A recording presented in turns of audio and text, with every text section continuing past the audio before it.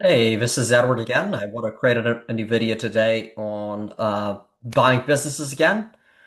And I want to talk about the truth about buying businesses moving forward in 2026. So look at this video if you want to consider some of these topics and you want to get into this industry. I'm going to try to essentially give you a snapshot of what it takes and what you need to do and how you can position yourself to do this successfully. We've been part of hundreds of deals with clients. We've also bought businesses ourselves.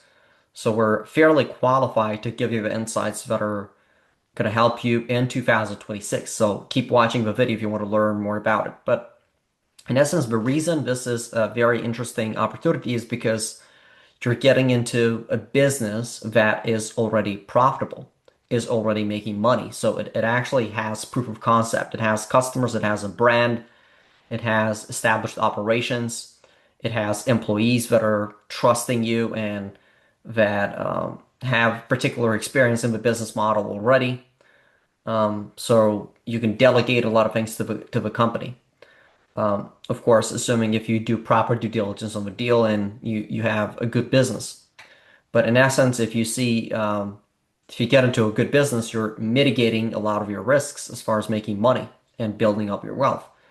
And a lot of the reasons why you would get into this space is to build up your equity and to build up your wealth and to be able to scale to different levels of results. You can't really do things just organically. Most businesses that start fail, and most businesses who start grow very slowly organically, right? So you're not able to scale organically at the speed of you scaling for buying a business. That's a given. So if you're going to look into the stats of some of these things in the industry and building a business and start and buying a business, you'll see that there's a lot more bottlenecks when you're starting a business if you're new to this. Now, if you're very experienced and you're starting a business, well, you might be able to have success, but it's still uncertain in different scenarios. So you want to consider buying a business because it's actually a higher probability that you're going to be able to one sustain your wealth or two increase that net worth you're having already. The reason this industry is even exists is because there's a lot of businesses and there's a lot of baby boomers and a lot of these baby boomers own a lot of these businesses. And this will be applicable to most countries, either US, Canada, UK, Europe, different parts of Europe, Australia, Singapore, UAE, doesn't matter.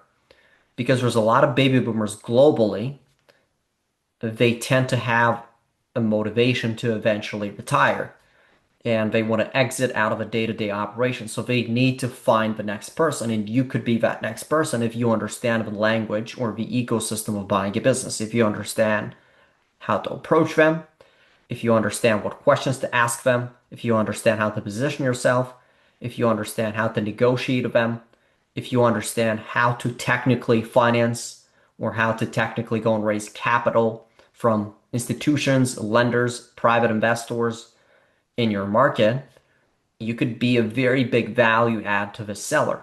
And you can position yourself as a credible operator as well if you have experience in that field and you could buy into the business and essentially improve it and pay the deal over time in some cases, and maybe get a loan and use that loan to pay the seller as a down payment and get into the industry. Now, of course, this industry is going to be for people who are a little bit more experienced in business. They understand the business fundamentals. People that really have a high confidence and they like to talk to different kinds of people and they can communicate well to some of these people and they're not afraid to talk to people. They're not afraid to negotiate with people. And then you have some capital set aside. That really helps because if you don't have any capital set aside, you're in a situation where you need to raise a lot of funds from investors and you're not going to be in the best place possible to negotiate if you don't have any funds yourself. So I typically recommend people to have at least 50,000 set aside. for you to be able to at least put some skin of a game, some deposit of a deal. We've typically done deals in between $1 million up to $10 million, and you might be asking, well, is 50,000 enough? Yes, it's enough because you can go and raise 250 from somebody else, and then you can get a loan of a few $1 million out of that, and you could buy a fairly established business that cash flows even more than half a million a year in cash flow, not revenue, but profit.